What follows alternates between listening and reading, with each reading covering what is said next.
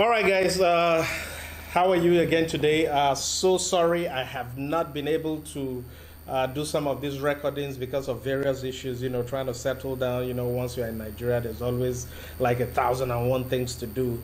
But I think I got everything sorted out now. So every day you're gonna be seeing me. Today is supposed to be day 7. I'm not gonna miss any of the 30 days, irrespective of what happens. If I have to shoot 2-3 days in a row, I will do it. So day 7, we're actually supposed to be talking about more products, and I can tell you, you don't have to worry. We have a boatload of products from Amazon that I'm gonna continue talking about. By the end of the 30 days, nobody should have a reason not to have a product to sell.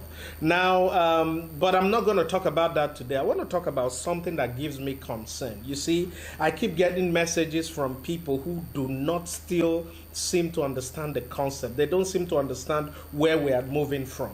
A lot of you keep sending me messages about, oh, you want to sell fufu, you want to, sell gari and all that. And I keep telling you, look, this is a new opportunity we're trying to create here. We're not trying to do things, you are in Nigeria trying to carry the same fufu and eba to those in the US. That is not going to give you the type of wealth and opportunity we're talking about. Remember, the type of opportunity I'm trying to create is one where you have everything in life made for you. You can wake up today and say, you know what, I want to go on vacation with my family. You buy tickets right away, you go. That is what earning in dollars will do for you. And in earning in dollars, it's not just about, oh, I'm earning, $200, $300, $400 a month. No, that's not what we want. Yes, if you're able to put things on Amazon and you're making $1,000 a month, that's about 460,000 naira in Nigeria. But that's not the type of wealth I'm talking about. I'm talking about making $10,000, $20,000, $30,000 a month selling on Amazon. There are companies that make millions. Why can't we do it? Right? And that's you see, it gives me concern that despite all this, you still have people coming to me and saying, oh, I want to sell fufu, I want to sell this, I want to sell that. And again, that's not what we're talking about. We need to understand there's a book called Blue Ocean Strategy. What's the name of the writer again? Chan Kim and Rennie Mayborn or something like that. But I advise everybody, go to Amazon, buy that book.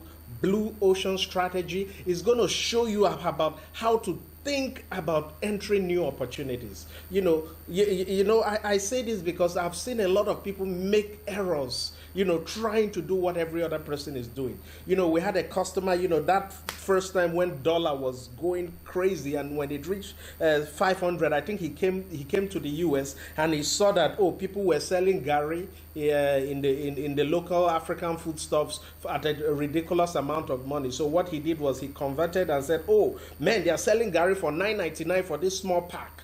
He converted, and that was like 3,000. He could buy it for 500 in Nigeria. And the next thing he did, he contacted us. He shipped about 10 bags of gari via air. That's a lot of money. He was never able to sell a single bag. I can tell you he paid close to $3,000 or thereabout. I think it's around 10 or 15 bags or so. He was never able to sell a single bag. Why? Because he was trying to do things that every other person is doing. When the gari came, what happened? So many other people had rushed in to bring gari to the US. And then what now happened? The stores they were trying to sell it to were also bringing in their own gari. They didn't do their own research. And that is why this training is going to be so important to you, because it's going to show you things. There's something called head mentality, and I'm going to take a little while to explain it. When you understand this concept of head mentality, you get to see why you need to start doing things differently. So let me go to my drawing board and we'll start on that. Now, the herd mentality concept is something very important for all of us to understand. And I'm going to explain it. I'm sure a lot of us watch the Nat Geo Wild.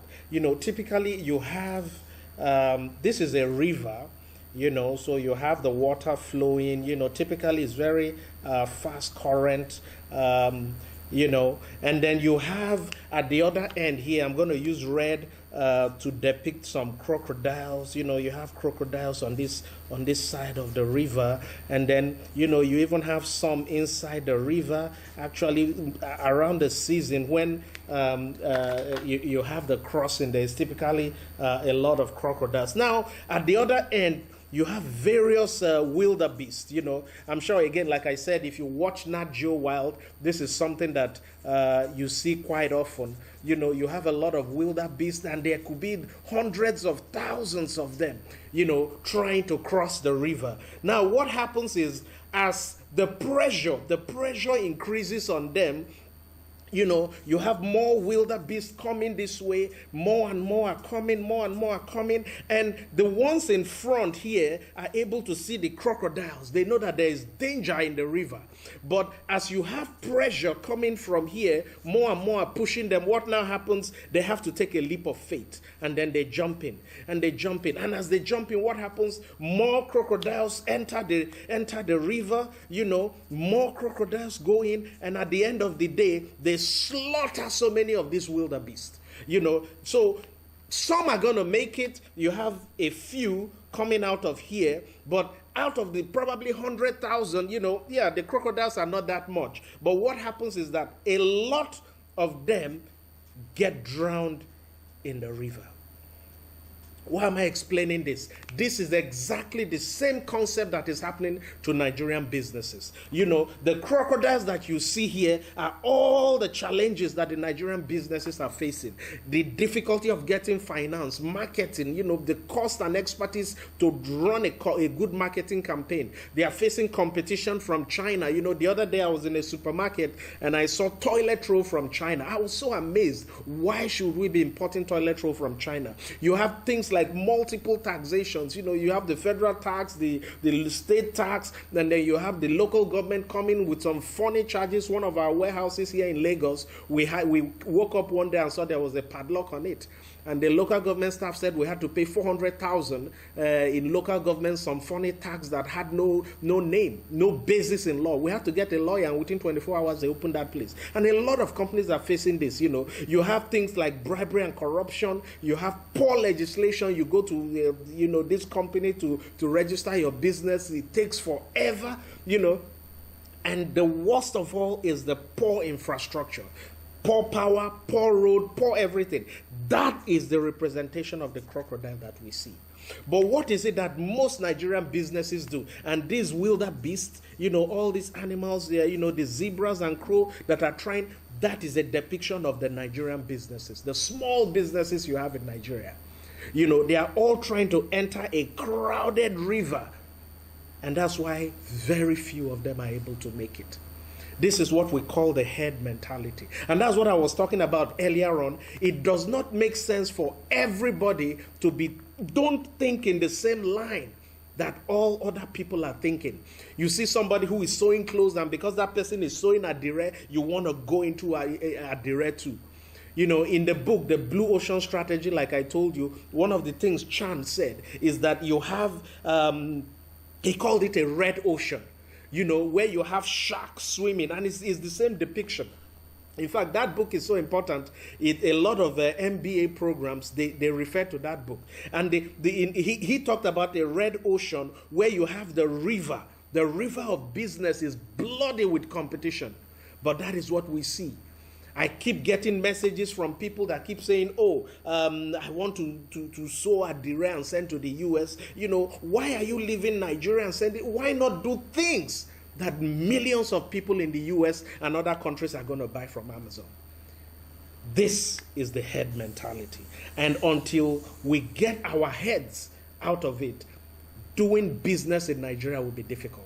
If you continue to try to do business the same way it is being done in Nigeria, you are not focusing on earning in dollars like I preach, you are going to be slaughtered by the crocodiles in the Nigerian business.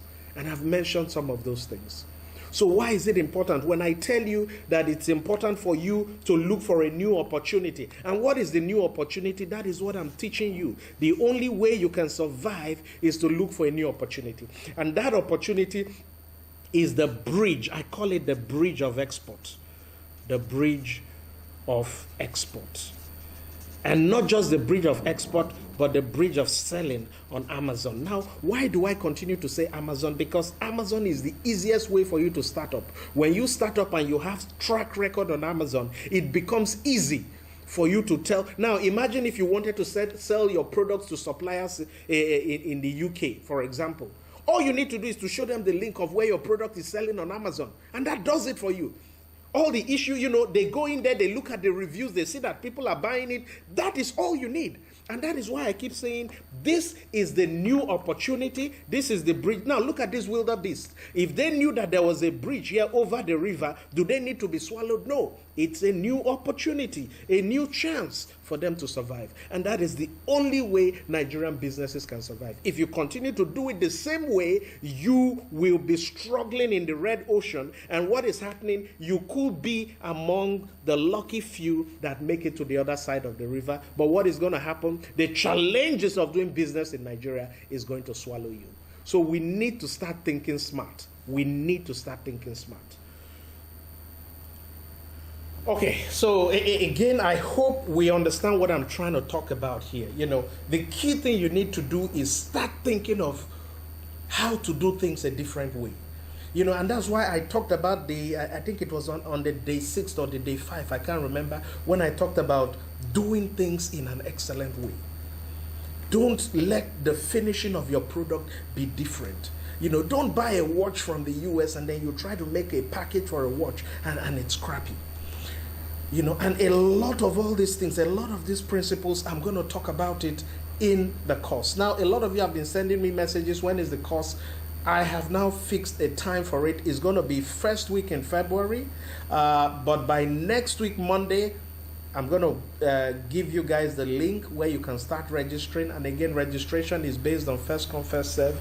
And like I said before, I am giving 3 free slots to 3 people who have gone to the Instagram page and told me the challenges and the problems they face doing business in Nigeria. We've had about 1 or 2 reviews. I'm going to close that opportunity by probably by this week Friday. So if you haven't gone and given me a list of all the problems you face as a small business in Nigeria, go and do it, and you stand a chance. The best three write-up gets a free opportunity to be there in the course. Again, like I said, Monday next week, that's in about 7 days time, I'm going to open up the link for you to register. I still don't know how much I'm going to charge for it because, and again, some people will say, oh, why are you charging for it? Those who pay attention. I've done the free series for so long now. It's been there for months. How many people have been able to utilize it? Because it's free. But when you pay, and I take you through all the various steps, I give you all the materials, everything you need, you will be a success. And that is what we are praying for this year 2021. So again, let's get it right. Don't follow the herd. That concept of herd mentality I explained, it is so vital. Do not follow the herd. Do things a different way. Follow the things I'm showing you. From tomorrow, I'm going to start talking about fashion, and you will see that when I discuss fashion, I'm not discussing Adire or Kampala. No. Yes, we can do that. You can do that. But when you are going to be using that in the concept of the blue ocean strategy, in the concept of being away from the head mentality, you are going to be using the Adire and the Kampala to do something different, to do something that when the white man looks at it, he says, this is amazing. This is a new concept. This is something I haven't seen before. I must buy it. That's where we are going to. So again, guys, thank you for day 7. Again, I apologize for not being there all the time, but from now on, I'm fully settled now. You will get me every day. And again, stay blessed, stay safe, put on those nose masks. See you tomorrow for day 8. Bye-bye.